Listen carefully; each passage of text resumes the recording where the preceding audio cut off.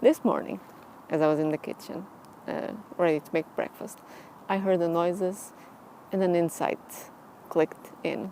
Oh, I've been making myself small over the years because of this fear, of this interaction, of this reaction. I was in the kitchen this morning, I was going to start making breakfast, and I heard noises from my upstairs neighbors. For a little bit of context, I live in an apartment, have lived there for probably the last 12 years, and for the last 6 or 7, upstairs neighbors are people who have, the man has a little bit of a temper, probably a little bit of issues with anger. So he's prone to yelling, shouting, outbursts of anger.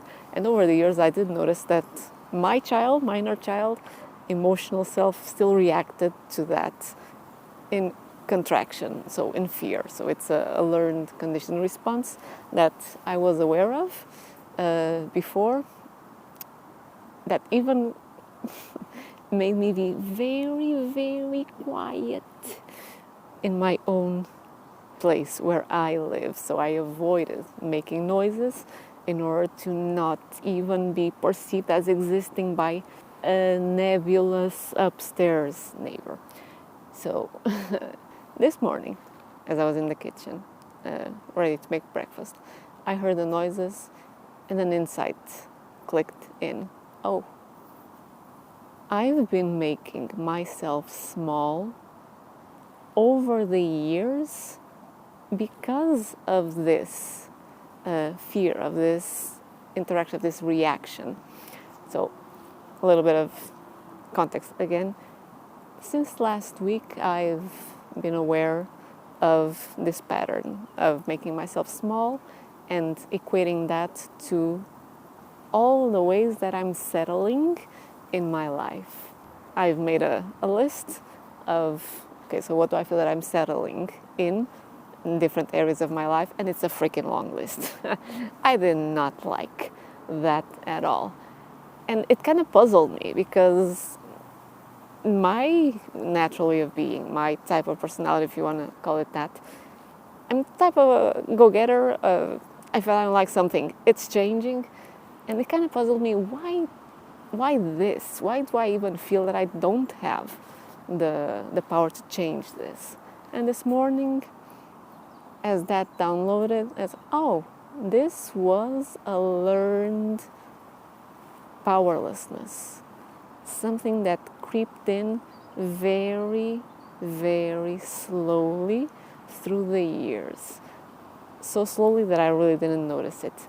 The embodiment that I started to adopt as trying to stay small, trying to avoid being perceived by an angry outside source, started to translate into other areas of my life. And what's that embodiment? That embodiment for me really is a literal making myself smaller. So there's a rounding of the shoulders, there's bringing down and forward of the head, kind of a protecting of the neck, slight rounding of the back as well.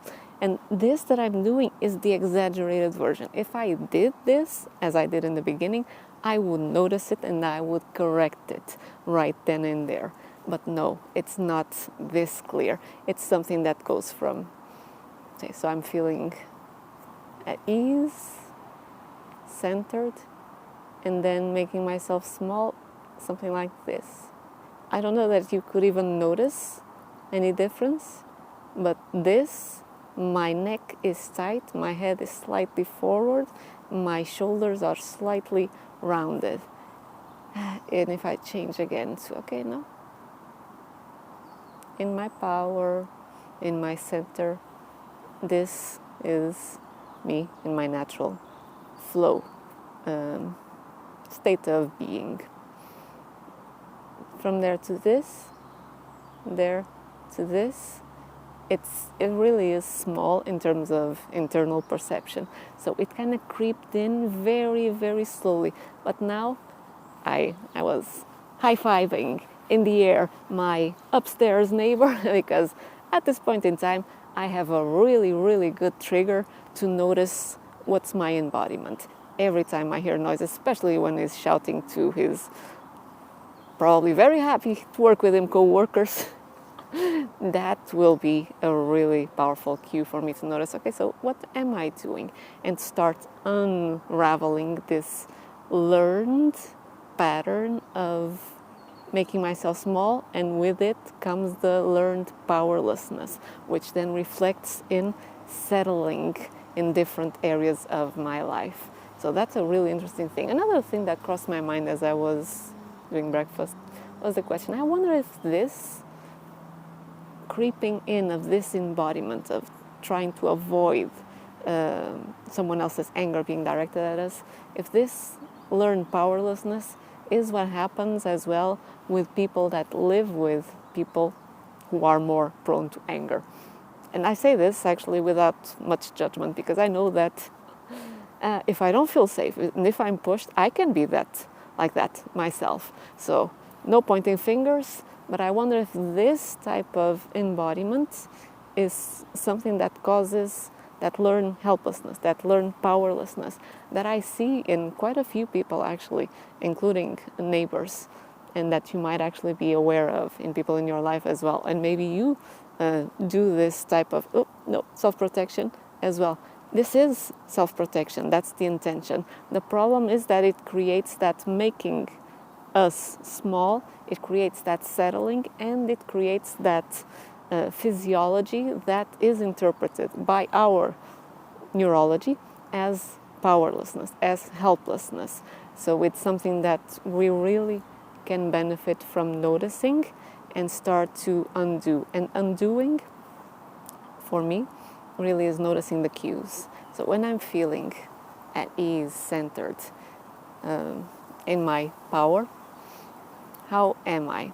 Okay, so now let's bring to my mind neighbor having a tantrum or whatever the case might be that makes me feel small. Let's start to notice the micro shifts so that then I can almost put little post-its on those, highlight them so that I can notice them in the future. So as I mentioned, for me it's rounded shoulders, neck kind of goes a little bit to the front, tenses, and I kind of hunch just a little bit. These are powerful for me to notice. And by the way, I noticed as well that I do this even as I'm eating, which is an interesting thing. With noise, without noise, doesn't matter.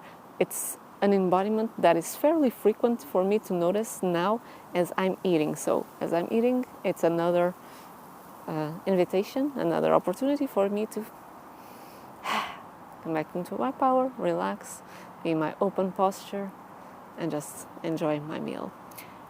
If you aren't sure what's your completely free, powerful embodiment, you can just imagine someone or an animal.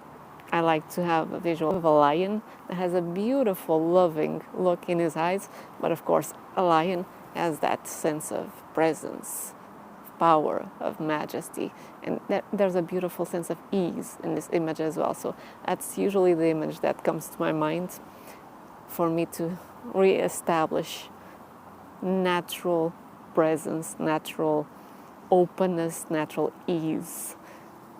If you have something like that, or if you have someone that embodies that for you, or if you have that experience yourself, that's something that you can use as a contrast to notice, okay, when I think about this and I start to open and kind of mirror that position myself, this is how I am.